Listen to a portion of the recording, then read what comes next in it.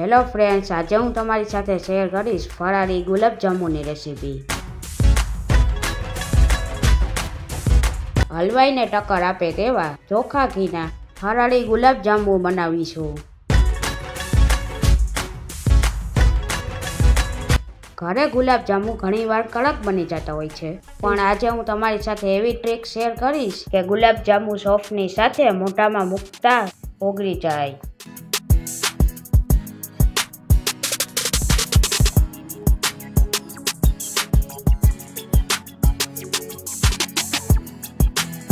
તો ચલો ફરાળી ગુલાબજાંબુની રેસીપી શરૂ કરી દેશું। ટેસ્ટી ફરાળી ગુલાબજાંબુ બનાવવા માટે સૌપ્રથમ આપણે ચાસણી બનાવી લેશું। તેના માટે કપના માપથી 1 કપ ખાંડ, જે વજનમાં 150 ગ્રામ જેટલી છે, અને હવે તે જ કપના માપથી 1.5 કપ જેટલું પાણી લીધું છે। તમે ઘરમાં રહેલી કોઈ પણ વાટકીનું ખાંડ અને પાણીનું માપ સેટ કરી લેશો। તો હવે મીડિયમ ગેસની ફ્લેમ પર ખાંડને સારી રીતે ઓગાળી લઈએ। ખાંડ ઓગાળતી વખતે આપણે ગેસની ફ્લેમ હાઈ નથી રાખવાની। તો 3 થી 4 મિનિટ જેવું થયું છે અને બધી જ ખાંડ આપણી ઓગળી ગઈ છે। તો હવે તેમાં 4 થી 5 નંગ જેટલા કેસરના ઉમેરશું। કેસર ઉમેરવાથી ગુલાબજાંબુમાં સારો એવો કલર આવશે। તમે એલચી પાવડર કે એલચીને પણ તમે એડ કરી શકો છો। તો હવે ચાસણીને 2 થી 3 મિનિટ માટે બોઇલ કરી લેશું, એટલે કે ચાસણીને ઉકાળી લેશું, જેથી તે મધ જેવી સ્ટીકી થઈ જાય। તો 3 મિનિટ જેવું થયું છે, તો ચાસણીને ચેક કરીએ તો આ રીતની મધ જેવી ચીકાશવાળી થઈ ગઈ છે, જે ગુલાબજાંબુ બનાવવા માટે એકદમ પરફેક્ટ છે। અહીંયા આપણે કોઈ તારવાળી ચાસણી બનાવવાની જરૂર નથી। તો હવે ગેસની ફ્લેમ બંધ કરી દઈએ અને તો હવે 10 થી 15 મિનિટ ચાસણીને ઠરવા દેશું। તો અહીંયા આપણી ચાસણી ઠરે છે ત્યાં સુધી ગુલાબજાંબુ માટેનો લોટ તૈયાર કરી લેશું। તો તેના માટે 300 ગ્રામ જેટલો માવો લીધો છે, તેને ખમણીની મદદથી ખમણીને તૈયાર કરી લેશું।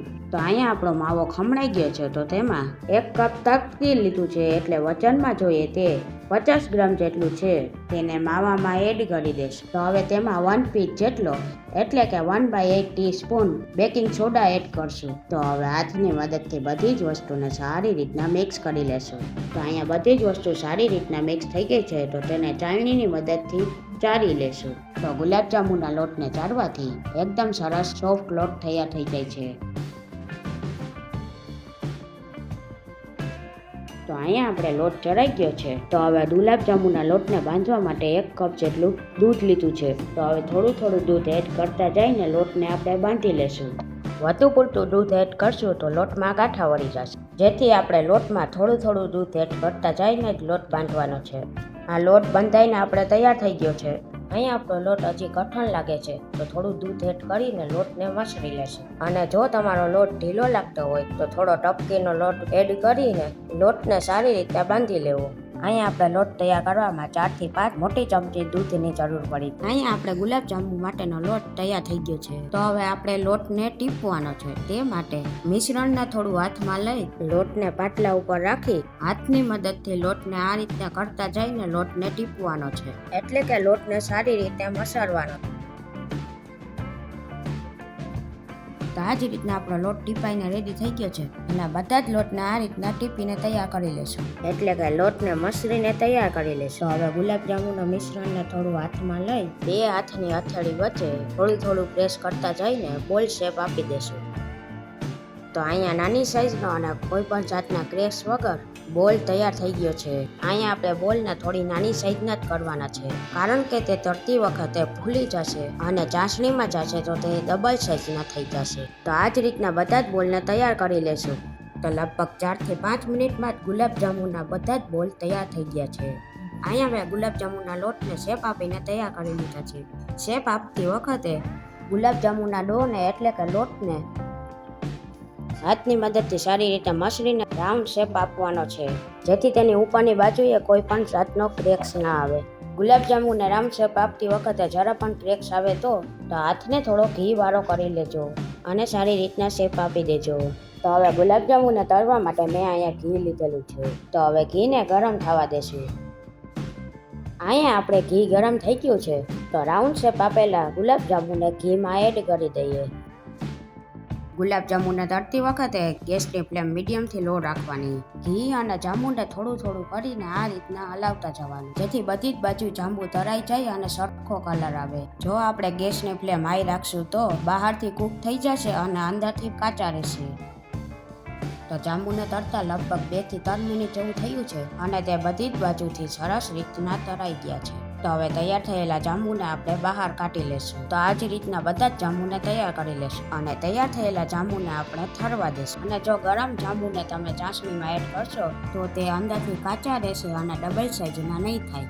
તો લગભગ 10 થી 15 મિનિટમાં જ ગુલાબજાંબુ આપણા ઠરીને તૈયાર થઈ ગયા છે. તો હવે જાંબુને સોફ્ટ બનાવવા માટે સોય અથવા સેફ્ટી પિનની મદદથી જાંબુમાં 2 થી 3 જગ્યાએ સોયની મદદથી છેદ કરી દેશું, જેથી તે ચાસણીમાં જઈ અંદરથી એકદમ સોફ્ટ બનશે. આ છે ગુલાબજાંબુ બનાવવાની અમારા કિચનની સિક્રેટ મોનોપોલી.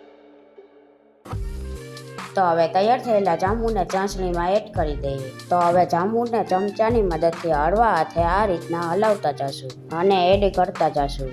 તો બધા જ જાંબુ ચાસણીમાં એડ થઈ ગયા છે. તો તેને 15 થી 20 મિનિટ ચાસણીમાં ડૂબાવવા દઈશું, જેથી જાંબુ ડબલ સાઇઝના અને એકદમ સોફ્ટ તૈયાર થઈ જાય. તો 15 થી 20 મિનિટમાં જ બધા જ જાંબુ ચાસણીમાં સારી રીતના એબ્ઝોર્બ થઈ ગયા છે અને આપણા જાંબુ સારી રીતના તૈયાર થઈ ગયા છે. તો ચાસણીમાંથી એક જાંબુને ચમચીમાં લઈને જોઈએ તો તમે જોઈ શકો છો બજારને ટક્કર મારે તેવા ફરાળી ગુલાબજાંબુ તૈયાર થયા છે.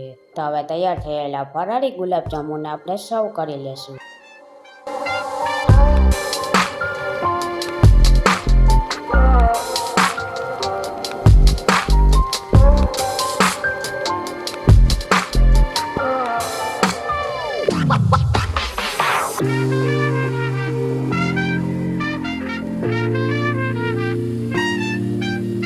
આપણા મિનિટોમાં જ બધા જ ફરાળી ગુલાબજાંબુ તૈયાર થઈ ગયા છે. તો તમે મહાશિવરાત્રી જરૂરથી ટ્રાય કરજો. જો તમને અમારી આ રેસીપી ગમી હોય તો અમારી ચેનલને સબસ્ક્રાઈબ કરવાનું ના ભૂલતા અને તમારા ફ્રેન્ડ ફેમિલીમાં આ રેસીપીને જરૂરથી શેર કરજો, જેથી તે ફરાળી ગુલાબજાંબુ બનાવીને ટ્રાય કરી શકે.